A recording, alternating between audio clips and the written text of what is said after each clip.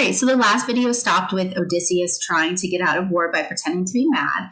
I forgot to go over the answers to those questions. The palace seer predicted that Odysseus won't return for 19 years and that everyone he takes with him will die. Number 13, how does Odysseus reveal that he is not mad? Well, he tried to be crazy by plowing with an ox and a donkey, but then when the messenger threw his son onto the field, he did not run him over. So Odysseus has to then reveal that he's not actually mad, so he has to go to war. It's like he tried to use the insanity defense, but he was tricked out of his trick. Okay. All right, so then the Trojan War begins, and many of us may have already heard about the Trojan War. The Trojan War is actually the story in the poem The Iliad, which is Homer's other famous poem. There was a movie that came out in 2004 called Troy that I do recommend. It's pretty good, and maybe we'll watch a clip from it if we have time. All right, so what are the roles of these goddesses in the war? Well, this is kind of a review from the last section where we talked about how Hera and Athena are mad at Paris, who's a Trojan. So Hera and Athena are on the Greek side. They make the Greeks hate the Trojans because they want to punish Paris. Aphrodite, on the other hand, she already liked Paris. She did all this to get him on her side, so she's helping Troy. So part of the reason the Trojan War lasts 10 years is because the goddesses are fueling the fire and the passion of the fighters. So the Trojan War will last for 9 long years. Now, you might be like, Ms. Klein, you just said 10, 9, 10, 9, 10. It goes back and forth in different places, so we're just going to say this is not math class. 9 is approximately 10, and we're going to smile and move on. Many brave men on both sides are destined to die. Achilles, who you may have heard of, you probably have at least heard of the Achilles heel. Hector, Ajax, even handsome Paris, Helen's lover. So Paris ends up dying in all of this. Athena and Hera fill the Greeks with hatred of the Trojans, while Aphrodite takes the Trojan side. Odysseus is Athena's favorite. Save the Greeks from disaster. With her help, he persuades the young hero Achilles to join the fight. Helped by Athena, Odysseus cures the wounded king Telephus. In return, Telephus shows the Greeks the quickest way to Troy. So, the first part of war is they have to even find Troy and get there and try to find the best way to attack the city. This is not like now when we have drones and all sorts of technology. And Troy was a big city up high on a hill with huge walls. It was very hard to get into. But once the war begins, Odysseus kills 7 men in one fight. He steals war horses. He sets himself apart as a bit of a hero. So real quickly looking at our questions, the Iliad is the story of the Trojan War. Oh, Troy was part of Persia, which is now called Turkey. Who favors Odysseus? Athena favors him, and he convinces Achilles to fight. How does Odysseus prove himself to be a strong warrior? Well, he killed 7 men in one fight, and then he steals some war horses. All right, now we're coming down to the end of the war, which is the Trojan Wars. So they have been fighting for 9 years, okay? And during these 9 years, nothing's really happening.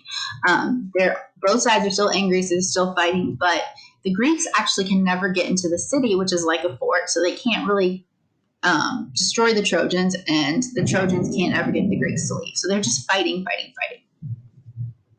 In a nighttime raid, he captures a Trojan spy, and then Achilles ends up dying, and Odysseus carries his body back from the battlefield. Then he captures another seer, another wise man from Troy, and makes him reveal secrets. Y'all hear the thunder? I don't know. So he tells him different things he can do to try to win the war. But then finally, it's Athena who sends him the idea that he uses to win the war. So he builds a huge hollow wooden horse, okay? But that's not the whole thing. So what they do is they build this giant wooden horse, and then the Greeks take all of their ships and hide them. So when the Trojans get up in the morning and go to start fighting, they just see this wooden horse and they don't see any Greeks. So they think, okay, this must be some kind of gift, and they're gone. And so some people are like, it's a trick, leave it out. And they're like, no, we don't want to make the goddesses angry. We should pull it in. It's an offering from the gods. So they pull the Trojan horse into their city. Well, the Greeks had never actually been able to get within the Trojan walls. So they bring this wooden horse in, and then at night, when the Trojans are asleep, the Greeks escape. And Odysseus is in there with 9 other men, I believe. So they come out of the Trojan horse, they sneak around, and they just start killing people. Okay. So the Greeks end up winning the war through this sort of like sabotage, this trick that they pulled. And this is like Odysseus is known for being cunning. So during the night, I was wrong. It's 11 men, 12. 12 of the best Greek warriors jump out of the horse. They fling open Troy's gates, and the Greek army rushes in, destroying Troy. So the Trojan horse was a trick. Athena gave Odysseus the idea. They built this giant wooden horse, hid in it, got the Trojans to bring it inside their walls, and then they could destroy the Trojans from the inside. Now, you may have heard the phrase Trojan horse because it's a type of malware that pretends to be something else. So it's like if you get an email and you download an attachment, but then that is actually a virus and it attacks your computer. So that's the story of the Trojan War, and this is what leads up to the Odyssey. So the Odyssey begins when Odysseus leaves. He sails from Troy to go home to Ithaca. Let me show you a map real fast so you can see what this journey would look like. Okay, here we go. So Troy, modern day Turkey, okay, it's on the coast, and Ithaca's over here, an island off Greece.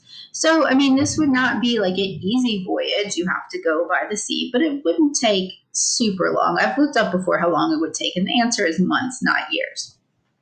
But because of various mistakes he makes along the way, this trip ends up taking Odysseus 9 years. So they leave. Odysseus can't wait to be home. He's been gone for 9 or 10 years. He can't wait to get back to Ithaca. Can't wait to get home. But then the wind blows them off course to a city of Thrace, and that's a place where they have enemies. So when they get there, they decide just to fight their enemies. And the enemies, the Ciconians, play a prank on the Greeks, much like they just played on the Trojans. They pretend to be defeated, and they pretend like everyone's dead.